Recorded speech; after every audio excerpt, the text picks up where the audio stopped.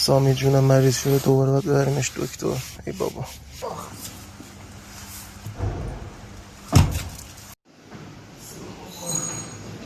این هم از بیمارستان‌های چین. باید بریم ویزیت بگیریم. این هم از وضعیت بیمارستان‌های چین. میبینید تو چین منشی نداریم، اینجوری نوبت میگیریم. این دستگاه به شما نوبت میدن، یه اصلا احتیاجی با منشی سر و کله بزنید. این بخش کودکانش است، خبر خاصی نیست، یه سرماخوردگی ساده. این هم اتاق بچه هست. دوستان میان اینجا سرم غذایی رو میزنن و حالشون بهتر میشه.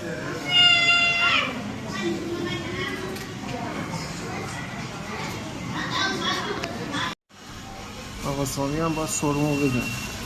قوی باش بابا. اوکی؟ آفر. ای دوستان بچه ها سرم میدن.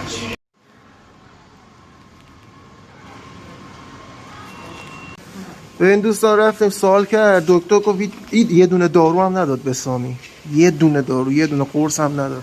گفت فقط بری خونه استراحت کنی، باید دورانش بگذره، آب گرم زیاد بخوری. آقا سامی آوردیمش اینجا یه غذای حلال بهش بدیم. دوستان میبینید خیالتون راحت، از این مغازه تو چین زیاد پیدا میشه که مسلمانای چینی هستن، غذای چینی هم سرو میکنن. میبینید کلاهشونو میبینید. این هم منوهای غذاهاشونه که همه غذاها حلال هست. ساندویچ گوشت بره جاتون خالی. اینم نودل با گوشت حلال. من نونای خوشمزه شون.